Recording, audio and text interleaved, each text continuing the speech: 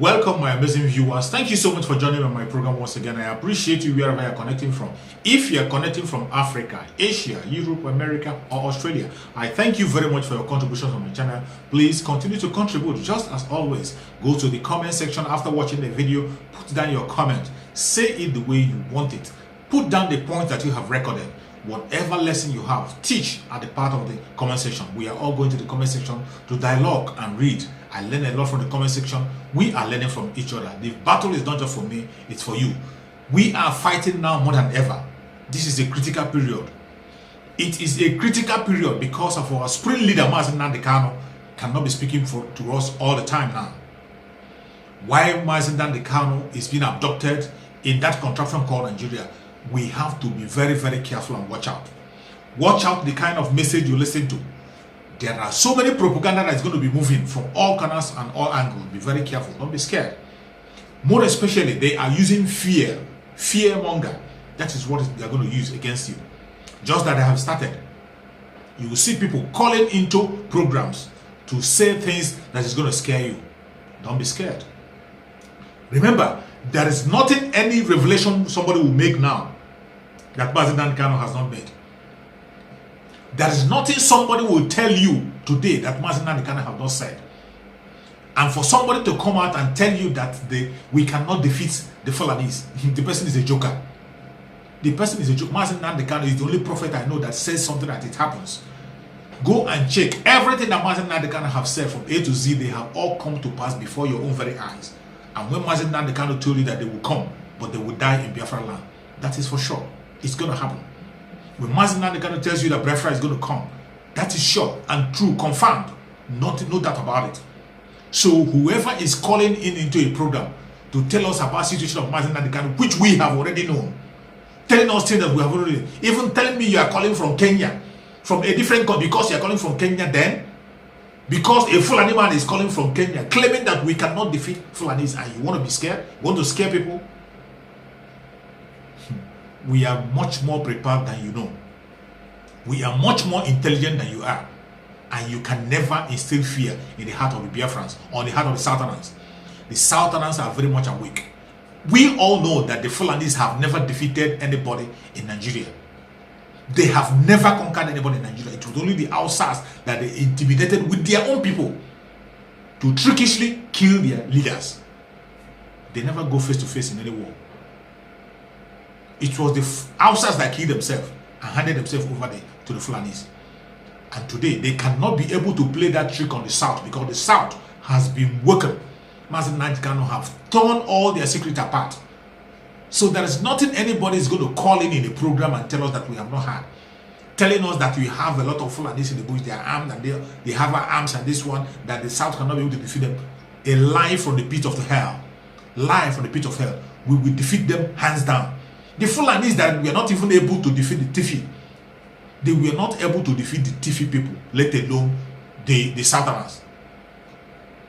What do they have? Whatever somebody is calling a program to tell us, we know already. Every information about the Fulanis and the ammunition of weapons, we know that already. And they know Mazi Nnamdi Kanu too well, that he knows them. That is why they are bent on abducting him, bent on bringing him to Nigeria against international law, disobeying every international law. They abducted him and sent him to Nigeria through extraordinary rendition because they know whom he is. They know how formidable he is. And Mazi Nnamdi Kanu holding him down doesn't stop it. Mazi Nnamdi Kanu has put everything in place, and everything has to continue the way it is. Keeping Mazi Nnamdi Kanu in captivity doesn't mean he doesn't speak. Mazi Nnamdi Kanu is speaking on daily basis in the heart of everybody in that very country called Nigeria, people who are supposed to fight for their freedom. He is speaking louder than ever. So, you think you can push us down and cower us down? You can't do that. You can't succeed. The message of Mazi Nnamdi Kanu will continue to go loud, louder than ever. And if you think you can also shut down Sunday Igboho by declaring Sunday Igboho wanted, you are just dreaming. This is not the first time you are declaring Sunday Igboho wanted. Sunday Igboho is formidable, and he has volunteered himself to fight for his people. You cannot stop him.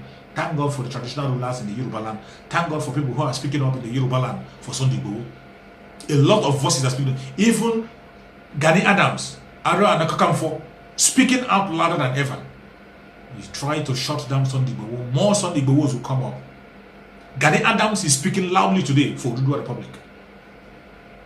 You cannot shut anybody down. And to tell me that you will conquer the southern part of Nigeria, you are dreaming. Dream on. Dream on. The breakup of Nigeria is here now already. We are preparing ourselves. If you have not started preparing yourself and you're from southern part of Nigeria, that means you've lost your conscience, you've lost your senses. The train have left the station already. It have left the station. The breakup have started already. If you don't know it, know it now. The Fulani Janjaweed have started the breakup already. And the South is on a way going home.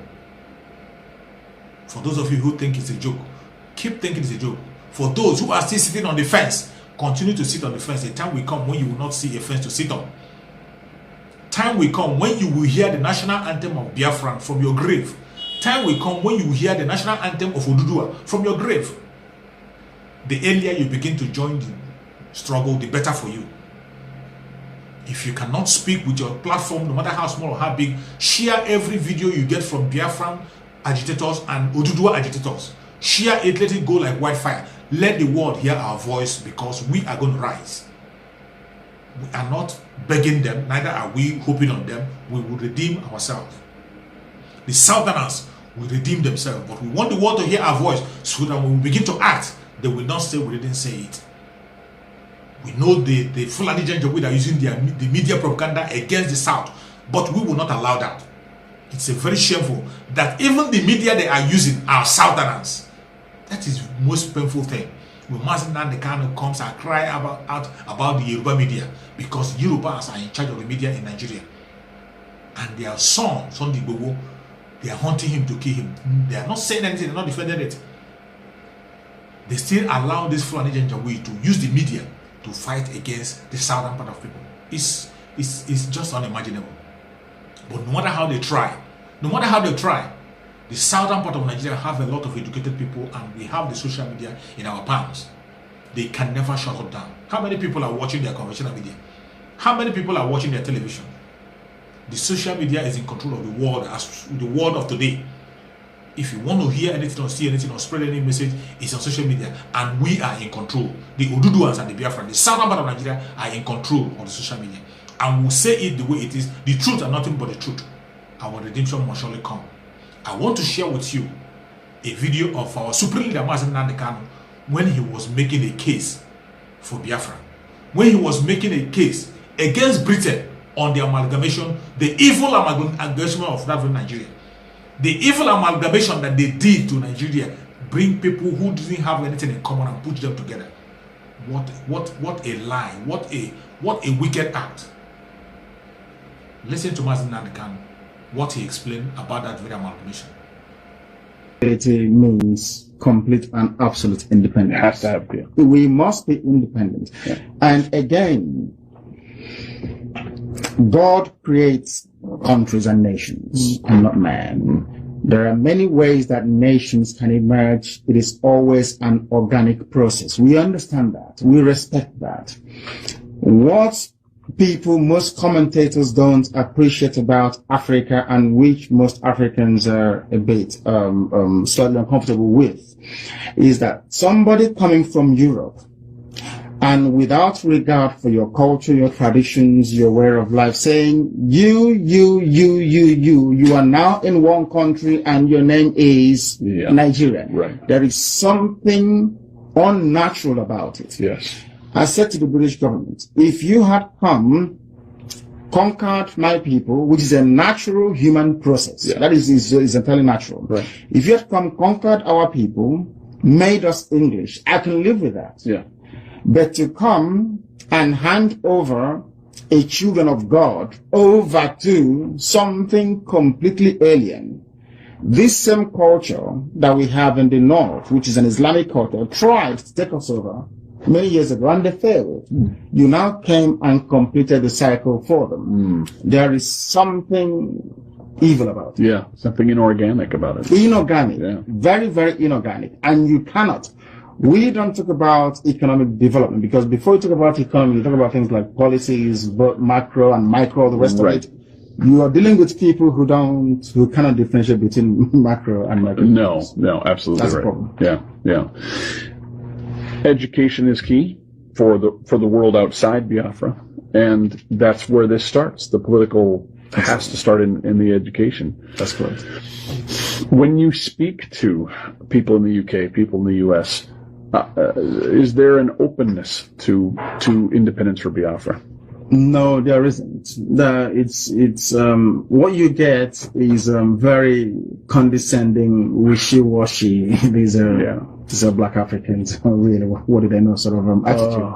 We know best than they do, and we try as much as possible to enlighten and educate the American and, by extension, the European audience to the fact that before you had freedom and liberty in any part of the world, in Biafra land we had freedom and liberty. Before you had political asylum in any other part of the world, where I come from, there was political asylum being granted to people. That is the meaning of Biafra anyway. Come and join if you believe in our value system.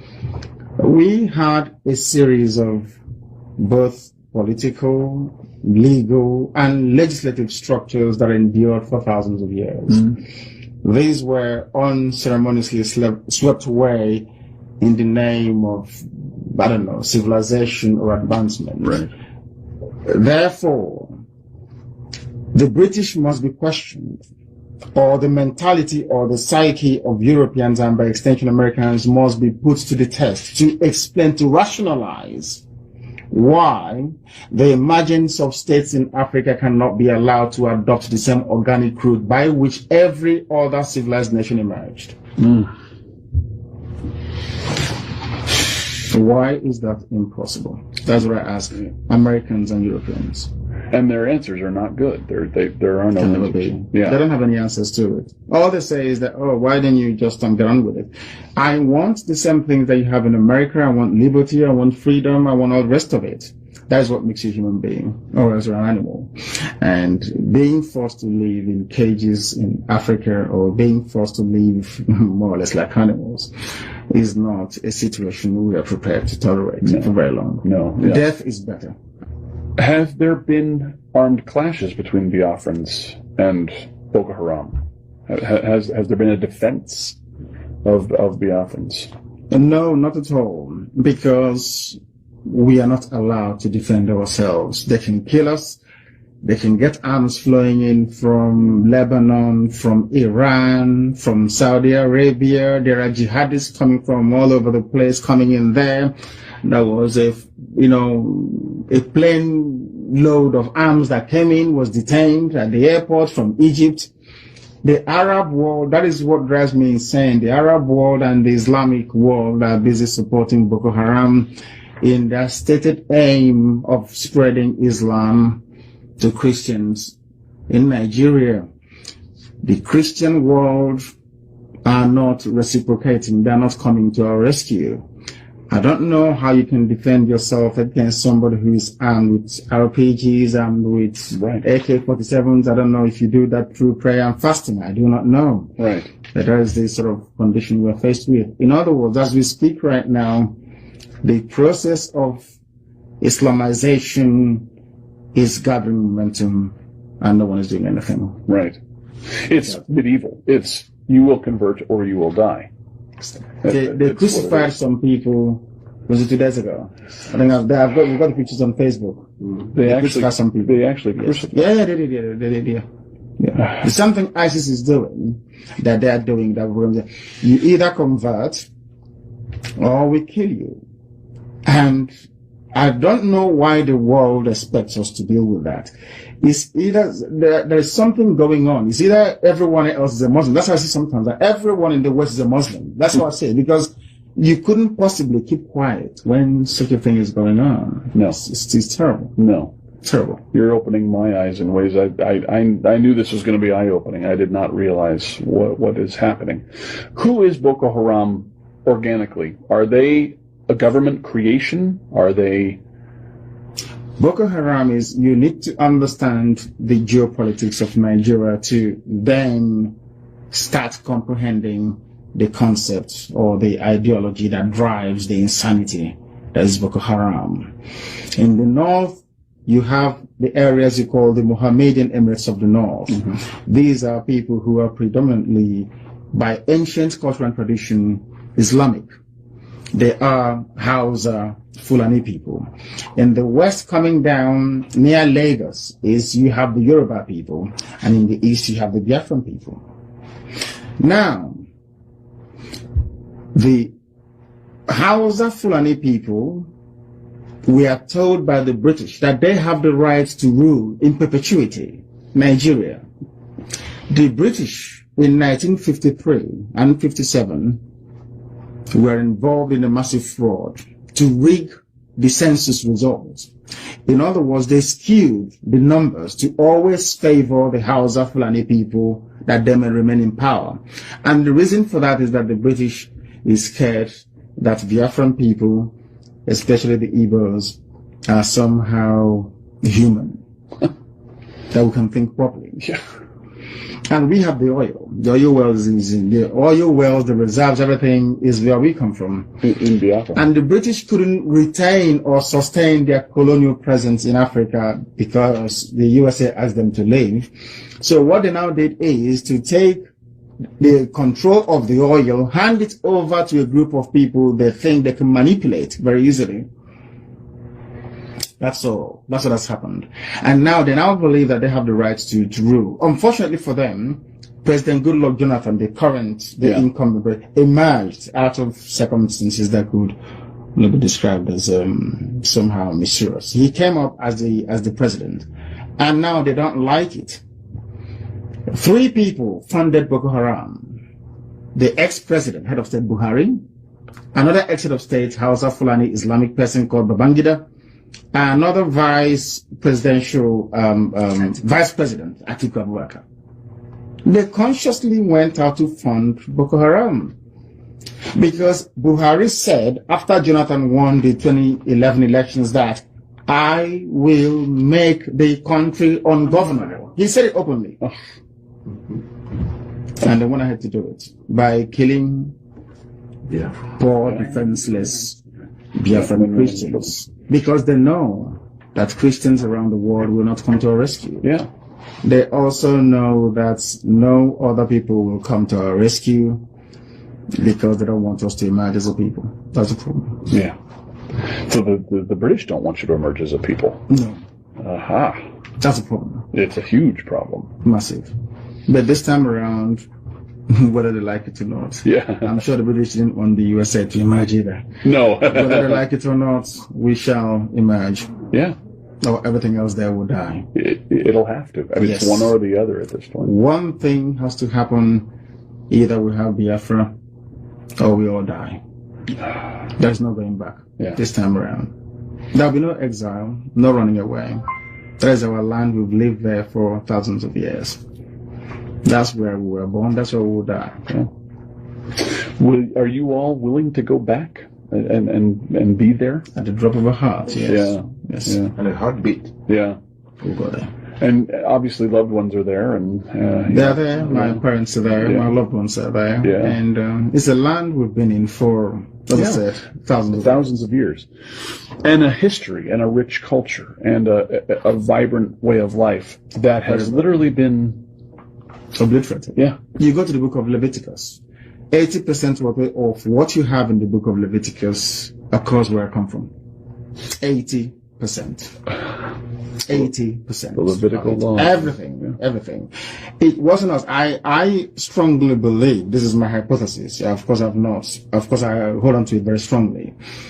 As soon as the British discovered in the late 18th century, because the same Hausa Fulani people in Zamfara told them, I think I have the map somewhere in London, that across that river lies what they believe to be part of the lost tribe of Israel. All hell broke loose. Yeah. There was then a very systematic and deliberate policy to obliterate our history. The British first said that the Igbos don't have any history. First of all, they removed the name Biafra, which was exactly the name they used to go into treaties with us. You see there clearly written, the chiefs of Ishekiri and Biafra. They then quietly took that away to now only take a component of that, one clan alone, which is Igbo. Because in Biafra, you have the Idoma, you have the Igbo, you have the Bibio, you have the Efik, you have the Izon people, which they call Ijo, you have the Shekiri, you have the Robo, and some parts of Igala. Wow. These are the 7 people that make up, these are the 7 tribes that make up Biafra land. The British came, then isolated all the rest, those of our cousins around us, and focused their attention on us. There's one good thing about it, is that in their amalgamation document that they produced in 1904 or thereabout, which I still have, they made reference, the very first time a European is referring to an African race as great. Yes, the man said the great Igbo race across the Niger. And that speaks volumes. And the Niger's the river. The river, yes. And they, so Nigeria is taken from just drawing lines on the map from the river. Of course, yeah. That's the name. I mean, the name is Nigeria, named after a river. Before that was the Royal Niger Company, which is a British company, right, which by royal charter was running the whole place. And then from that, incrementally, I have all the paperwork. Yeah. So they signed. At no time did we give the British the consent to form a country called Nigeria. At no time in our history. I have all the paperwork. We gave them our land to trade. Right. That's all. But they went ahead and gradually decided to form a country. Despised us so much that they handed us over to house Fulani Islamic Caliphate. And now they're killing us and nobody's coming to our rescue, which I think is very sad. If we come to the rescue, how are we coming? We need support from USA, from United States government, from the Christian community in the USA, and more importantly also from the Jewish community in the USA. They did something, in fairness to them, in 1968, 69, 70. The Jewish Congress in the USA did something. They tried to lobby the US government and Congress to do something about Biafra. From these 3 groups, we expect a lot to come from them to pressure the Obama administration to support what we're doing, to make sure that Biafra comes to exist. Biafra is the only natural ally that USA will ever have in Africa. In Africa, yeah. Natural. We are never going to bomb USA. Are we? We can come here to work for you. We're never going to kill you. That's right. Number 1. Yeah. We are very, very loyal, hardworking, and friendly people. Go and ask anyone, they will tell you. And I see no reason why a people that believe in the irreducibility of an individual, that believes in liberty, that believes in equality and in freedom, the same creed, the same ideals upon which this very great nation USA was founded upon, why would you not naturally gravitate towards those people? I can't understand it. Right. And if you want to stop the menace of Boko Haram, they should support the creation of Biafra. Absolutely. That's all they need to do. We don't want them to do anything. Just come at the UN or make a press statement in the White House by saying that the people of Biafra, their suffering is intolerable. We may have to revisit the issue of them still belonging to one Nigeria. That's what they need to say. That's all. And it would change. It's done. Yeah. It's a game changer. It's finished. Yeah. Wow. We don't need US troops to come. No. We are more than capable. We held out for 3 years. Yeah. Against the combined might of Britain, USSR, and the entire Arab world. Yeah. For 3 years. So we can deal with them. Trust me, we can. We can. And do they want that? Does Boko Haram want that? Do they want that violent end? They do. And sometimes in life, you need to confront them violently. Yeah. Or else it will continue to fester. Yeah. We must meet them. And that's hard as Christians. Yes. That's hard very, very hard, because we don't take life where we come from. No. In other cultures and religion and language, you call another person a human being or a person. Where we come from, we say matter, which means the beauty of life. So you're forbidden from killing anybody. Yeah. You don't kill somebody, because that is the embodiment of God's creation. A person is known as Madhu. Madhu means beauty of life. So you don't take life. So it's very hard for us. Yeah. But you've been pushed. No, we are being killed. Yeah. Killed. Not pushed, killed. Not pushed, we are being killed. Let me ask a couple. Sure. I'll sit down here too. Christians, by and large, seem to be oriented towards individual faith, and they seem to be reluctant to face the fact that at times war is necessary. Yes. They call the concept of a holy war being something that you have to struggle with. How have you looked at that? How do you take your faith and the need to sometimes go to war? How does that work for you? How have you? Because you're a very thoughtful man, and I know you've had to look at these issues and defend it. Yes, the thing is this: my faith taught me to value life, to try to live by the same tenets that have been preached over the years, as contained in the Bible. But there comes a time when self-preservation takes precedence over and above whatever we may think suits us individually. Because by going to war, we are seeking to preserve, in our case, the children of God. Mm. If you do nothing, you become extinct. Mm. And there will be no one left to worship God, will there? Where we come from. So the best thing for us to do is to try as much as possible to reason or come to some level of agreement or accommodation with our adversaries, which has failed so far. The only alternative left for us is to go and meet them wherever we can find them. And we don't have any difficulties because the reason why you have the U.S. Army is to preserve the ideals upon which this country is founded upon. Even your own body has its own defense immune system, isn't it? Without it, the human body will perish. Everywhere you go to, even in heaven, you have angels with their swords guarding the gates of heaven, you know, against the forces of darkness and of hell. So even if you extrapolate the argument and take it away into the natural world, where nature rather than reason obtains, you will still see the same phenomenon and forces at play, that there is need for you to defend yourself. I have another question, and that is, certainly our founding fathers had to struggle with that very issue. As it related to England, they had a strong faith, different faiths, possibly, but they had to come up with a Declaration of Independence. Mm-hmm. You are the vocal person that has really brought together Radio Biafra. What are the coalitions you have? Do you find that you have... How would you write your Declaration of Independence? What would be included within that? What are the values? Would there be religious freedom for other people who have a different point of view? Yes, there will be religious freedom. We've had it before. By our very nature, by our name, Biafra means come and join. That's the meaning of it. Yeah. Everybody, including the Sultan of Sokoto, can seek asylum in Biafra, will respect him and will allow him to come in. It's in our nature, that's how we are. From childhood, your thoughts. If your mom is beating you up or whatever, or chastises you a lot, you just run to the next person. All you need to do is to hold them very tightly, and your mom or your dad will never touch you. Mm. We've always had it. So tolerance is interwoven in our essence and our being. Freedom, freedom, freedom. In every way you can imagine it. There is a name, there's something we say will come from Onyenachia, means I can never judge you, it's between you and your God. Mm.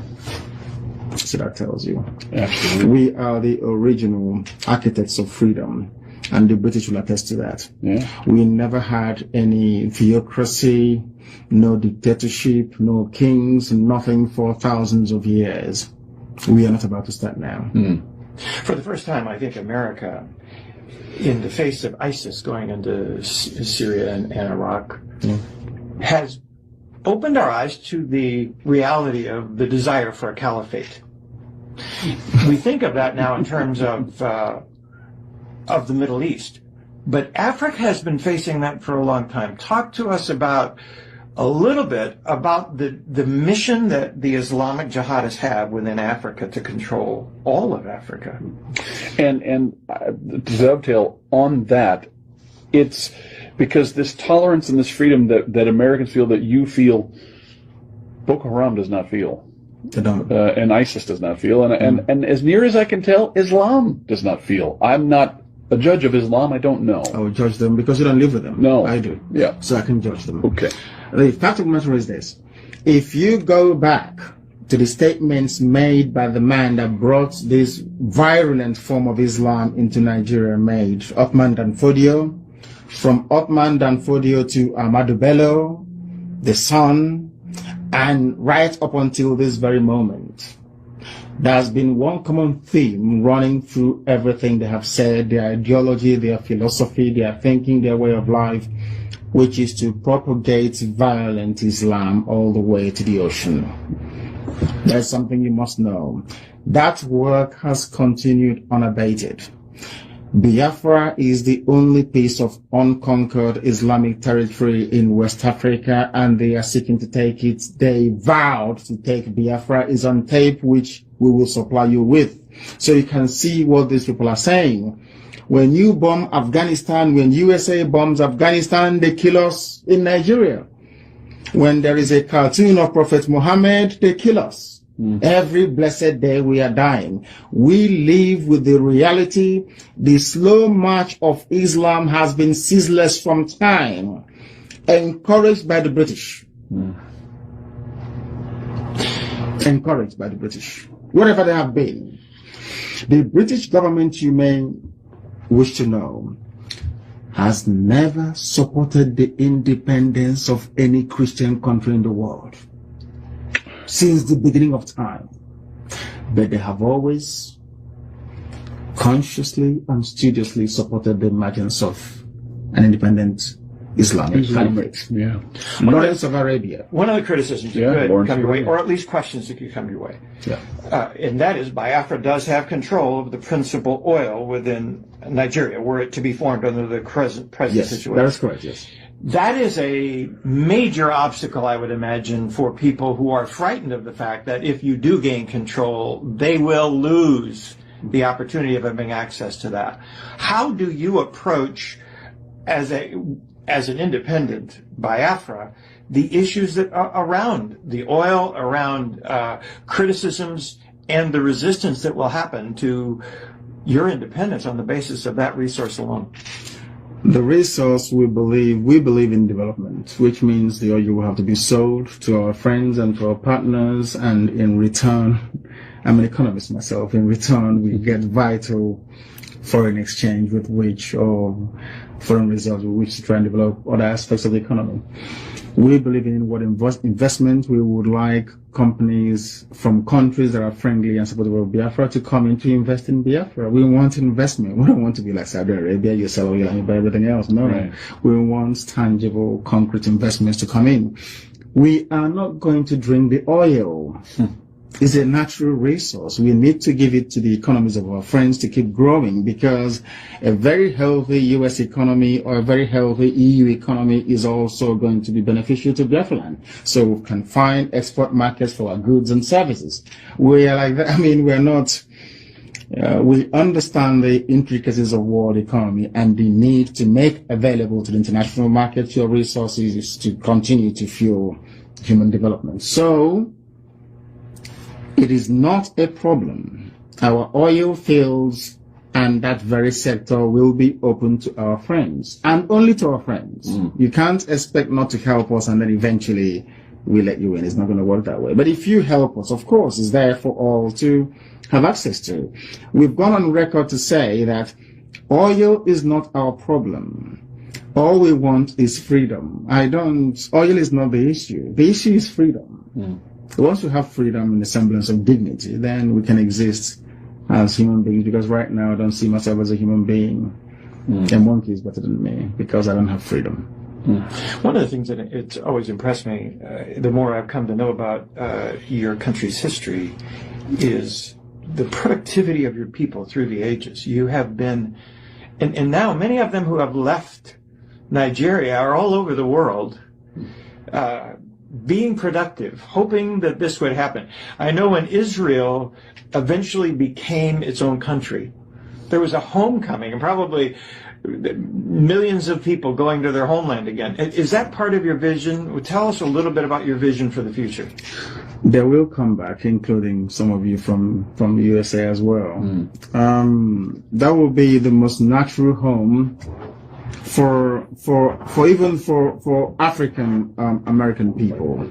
It will be natural. That will be very, very natural for them to come to. Because if you look at the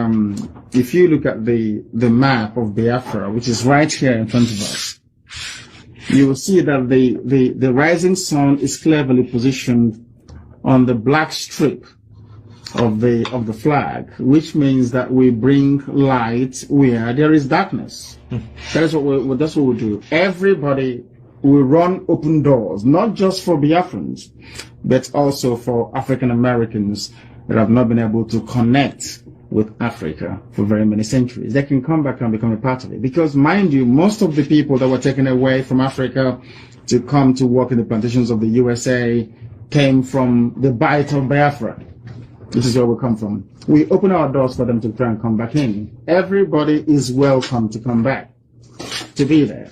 One of the things they talk about in the Middle East is that none of the countries there outside of Israel pass the public square test. And the public square test is that you can stand on the corner of a street and be critical of their government and their religion and survive.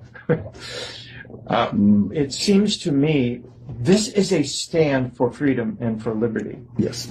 And your focus on liberty is a very important part of what drives you.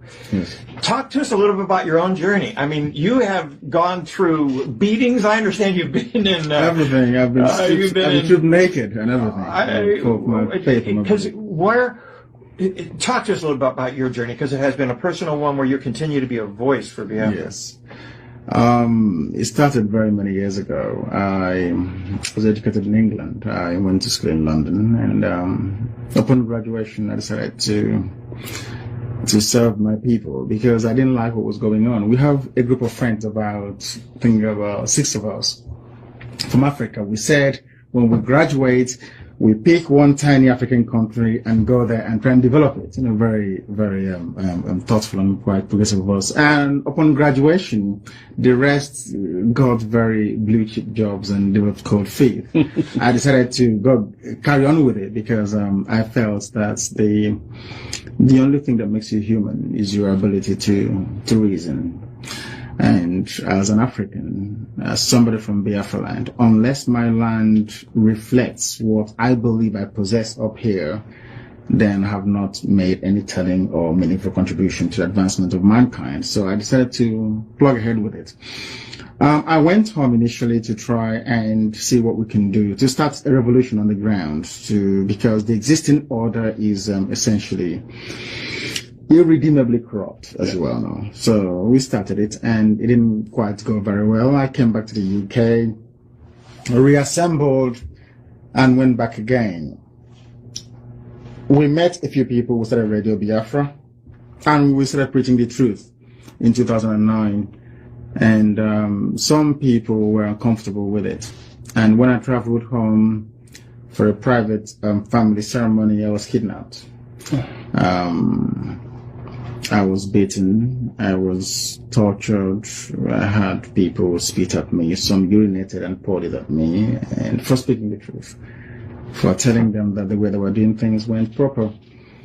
That wasn't enough. I was arrested before then at Murtala Mohammed Airport. I was detained for 8 days, solitary confinement at the SSS headquarters because I was preaching Biafra, had some Biafra materials on me.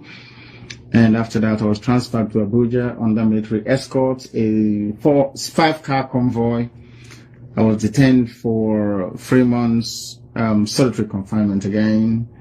And there I met the coup plotters from Equatorial Guinea, Maktacha, or the rest of them. And actually, I think the reason why God sent me there was because to save the lives of those people, I believe. Because had I not gone in there, they would have been killed. But as soon as I came out, I told Amnesty International what was going on, and then they started to sort of fight for them to be released and stuff. So I came and then I struggled again to start Radio Biafra. People weren't forthcoming. I became homeless in England as a result of it because I was investing so much in broadcasting on shortwave, which is it's very prohibitively expensive. And then we continued, went on to the internet. That our budget could carry us, and then now we're on satellite. So, and it's been relentless, because one thing is, if you're doing the right thing, which I believe we're doing, you continue doing it until at a time when the world will then come to the realization that what you're saying is true, because the suffering has continued, the killings, the death, the deprivation, the deportation. I'm not sure you know that you deport people. Do you know you can deport somebody from a part of Nigeria to another? How do you do that? By forcibly removing them from the streets. Yeah. Locking them up somewhere, putting them in a vehicle, and then transporting them to wherever you want them to go to. Americans have seen, quote, the Arab Spring actually create more chaos in Africa and the Middle East. It is unchained even worse conditions as well. Now you're talking almost like a Christian spring. What's different about your approach? How do you move from talking about it on Radio Biafra to actually having it happen? You mentioned, a couple of statements by the government of the United States would help in the UN, those kinds of things. But tell me, how does that move? What's it different? How's it different? That's what people are waiting for, because people keep asking us all the time, what is the U.S. government stance on what we are agitating for or talking about? What is the UN saying? That's what they want to hear. Right. What does America think? And the UN. So for us, that is the trigger. That is the catalyst that will solve a lot of problems. And the world must be able to rise up and be very mature about it, to say to themselves that in Africa, actually, we do have human beings who can reason properly and not try to be as condescending as they've been all this while, or to... For years. I mean, there seems to be this very funny thing that self-awareness of criticism works in the West, but you, as a black person from Africa, you're not allowed to criticize yourself or something. I don't believe in that. I believe in being self-critical. If I've done something wrong, I believe in appraising myself. How we're going to do it is very simple. The American public is also very critical in this. If the American public can give us their support, that would then spur us on to go back to our people and to say the government may not be listening, but the people that own America are listening, and we can work with them. That will then give them the impetus to go ahead and rightfully possess what belongs to them. Because one thing we're not going to have, which is what we're making it very clear to the world, is this. The status quo can't continue, I'm afraid. It's going to continue. It can't. And in terms of controlling the outcome, the aftermath of any kind of spring that may result, is that you always look at the value system of a people. That is the determinant. That determines the outcome. Those of them that believe in unwavering Sharia Islam, you always know that you cannot have a democracy, liberty, or freedom under Islamic rule. It's there in the Quran, if you bother to read it. It's there. It can never happen. And then you have Biafrans on the other end of the spectrum that believes in libertarian values, not just liberty. We are libertarians to the extreme. When you grow up where we come from, you migrate a few miles away from your father's house so that your parents would even have to disturb you. You go there and grow your own family all by yourself. We come from a country where if you're born a male child, automatically, by right of nature, one day you will become a landlord. You will have a piece of land upon which to build. Irreducible. It never changes. Therefore, in our bones, not just in the blood, we have the DNA of freedom implanted in it. All these things changed, and we're trying to go back to it. So we can never, the excesses of what happens when you have a new African country won't apply in our case, because frankly we're not like them. Right. Can never be. Yeah. We are different. And doing so as you say, is part of what Americans, what Westerners would refer to as seed planting, as putting a Christian, economically cooperative people in a place where we've really not had that. Exactly. And not only that, I travel across the stretch of Africa. I travel from Gabon all the way to Gambia. Oh my. All the time.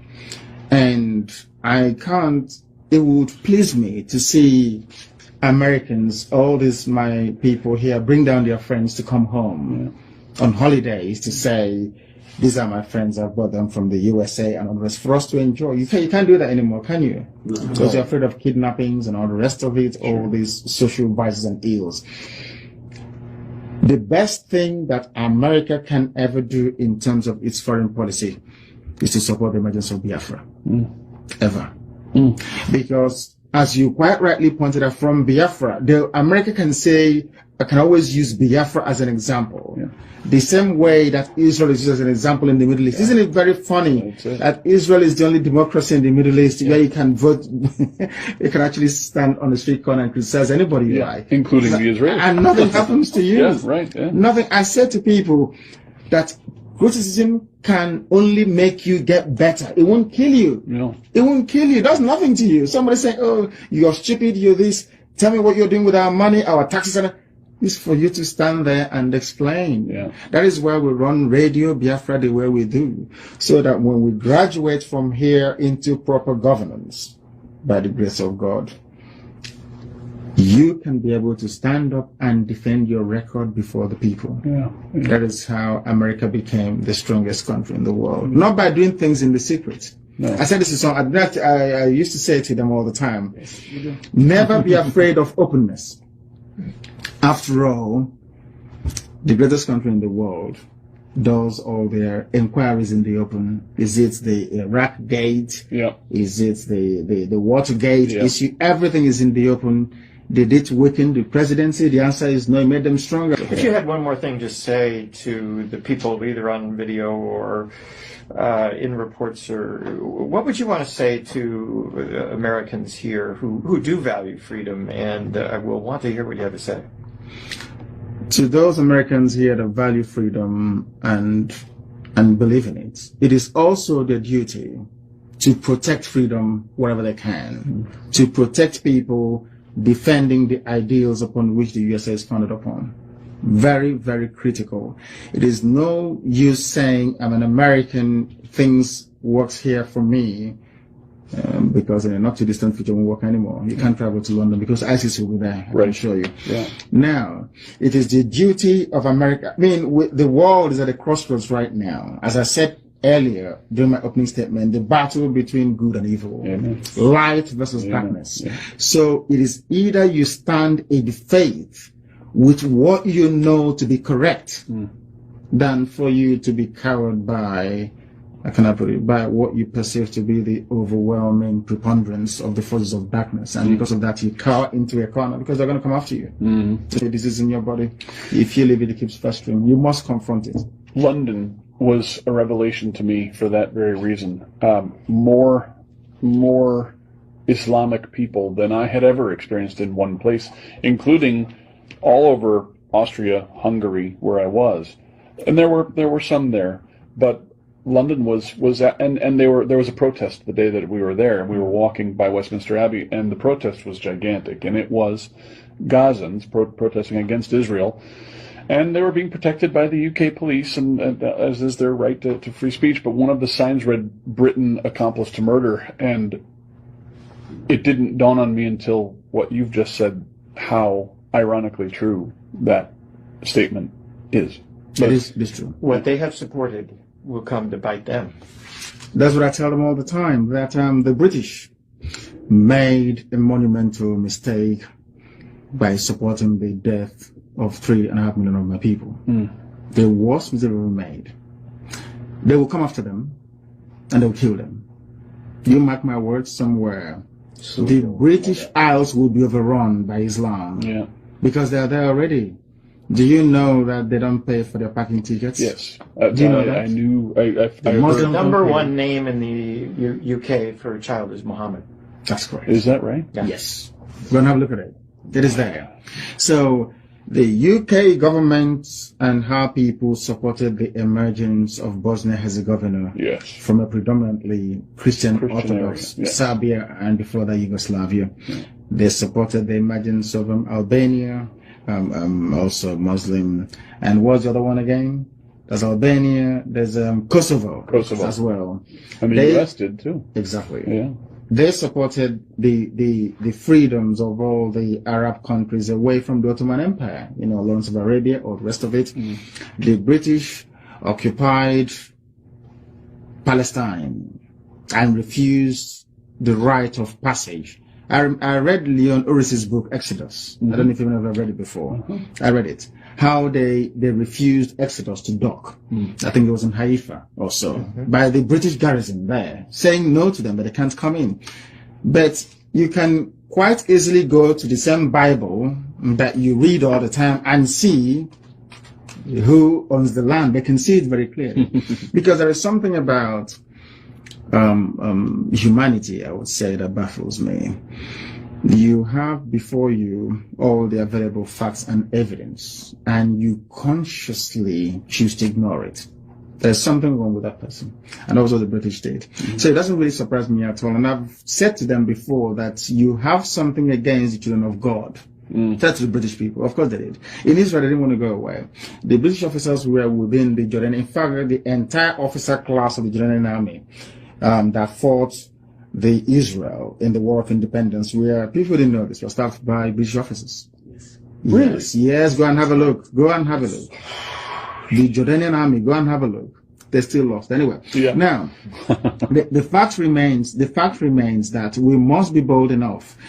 America is the last bastion of hope. That is why sometimes Obama's administration, I wonder. I don't know what's going on. I do too. We must stand up and for some time, do away with I can't stand political correctness. Do away with it for some minute and face the hard reality. If somebody has a problem that requires invasive surgery, you cut them open to get at the problem and then resolve it. Right. There is no need applying ointment or trying to be very nice to them when people are festering and dying on the inside.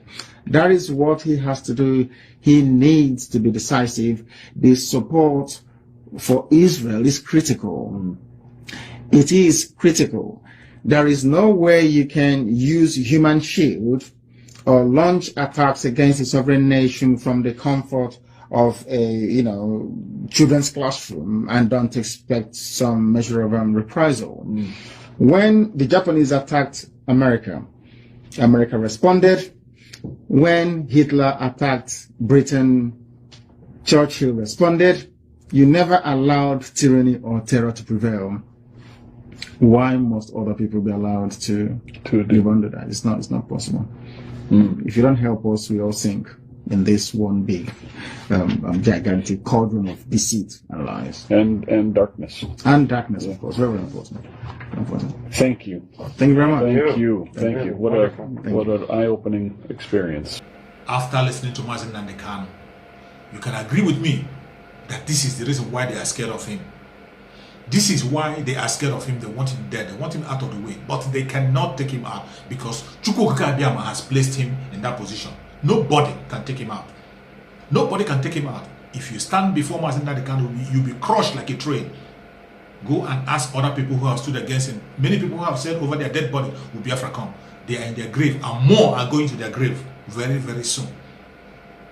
More are going to their grave because Mazi Nnamdi Kanu is as white as snow, and he didn't appoint himself. Chuks appointed him to do what he's doing, to save every indigenous tribe in that very contraption called Nigeria. That is his mission, and he will carry that mission to the end of the earth. Nobody can stop him. Nobody can stop him. Some people who were against Mazi Nnamdi Kanu or what he's doing before, they have seen the truth and seen the light, and they are fighting head to. Thank God there are still some people who are fighting, speaking up even in this very critical time that people are keeping quiet. One of the person I have to commend, no matter what you say, no matter what you have said in the past, one person I have to commend very much is Father Mbaka, Reverend Father Ejike Mbaka. Reverend Father Ejike Mbaka has been making case openly for Mazi Nnamdi Kanu's release this time around. He has been using his adoration ground to speak up about the plight of Mazi Nnamdi Kanu, ask for his unconditional and immediate release. You know, the government tried to frame him up some time ago. They plan to frame him up and tell all manner of lies against him, try to shut him down. But thank God, Reverend Father Mbaka is standing up, standing very, very tall. Even recently, they went to his adoration ground, went to his home to bribe him. They went to give him a slot. You know, before they accused him of coming to Abuja to take a bribe. They accused him of coming to Abuja to beg for contract. But now, they brought the slot to him in Enugu State. He told them that he doesn't want any slot. What he wants from them is to go and release Mazi Nnamdi Kanu unconditionally. That is his request. I would like you to watch the video and see the case Reverend Father Ejike Mbaka is making for our Supreme Leader, Mazi Nnamdi Kanu. So, we bring here in the Uketo Kenke Keterem. What's now? Oh, Nke Kedafe, Kedan has some Nana Bujane Yerom. Contract. Nke contract, Obanaroha. Habian and K slots. I chora above them Jerabuja, Choram Beba. Here, the man at Tuesday. Well, say, okay, let me make an offer. Na slot un wetel. Chuku gozie unu. Na chief unu to tu nechete mbaka. We don't fanke ye were mketa. We this slot nka. Kui yani ihe yikwa.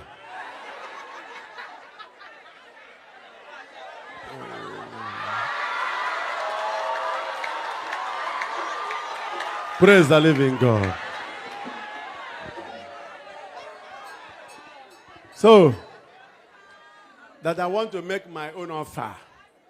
If you can give it to me, I will be happy. They say, okay, I should make an offer. They say, so 2 slots came with it. Let me make an offer for 2 slots. Ogabunu yem, nankunu jibia, no man baramura, choromia. I said, okay, say the one you want. I said, okay, number 1, release Nnamdi Kanu.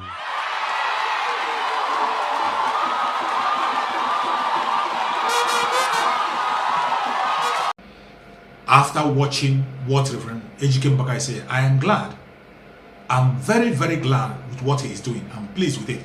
May Chukwu Abiyama continue to guide and protect continue to guide and protect Father Ejike Mbaka. May Chukwu Abiyama continue to protect Reverend Father Ejike Mbaka and the adoration ground, as he is standing up for the truth and standing up for our Supreme Leader Mazi Nnamdi Kanu, who is the light. May Chukwu Abiyama continue to stand for Reverend Father Ejike Mbaka and speak on his behalf. Also, no evil shall come before him. May Chukwu Abiyama continue to protect our Supreme Leader Mazi Nnamdi Kanu. May Chukwu Abiyama continue to stand with Supreme Leader Mazi Nnamdi Kanu, give him more strength, more knowledge to overcome all the trials that are coming.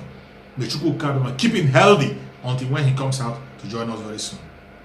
May Chukwu Abiyama continue to protect Sunday Igboho, protect everyone that is fighting for Oduduwa restoration. Everyone who is fighting for Biafra restoration, everyone who is fighting for freedom in that very contraction called Nigeria, genuinely, may Chukwu Abiyama strengthen us. Give us life. We shall all be alive to witness the freedom of the people in that contraction called Nigeria. Thank you so much for watching wherever you are watching from. We are not preaching hate speech. We are not talking against anybody. All we are asking for is referendum for the people to decide their fate. That is what we want. That is our demand. Referendum only can stop the killing in Nigeria. Referendum only can restore security in Nigeria. Thank you for watching our remembrance. Bye-bye. See you again on the next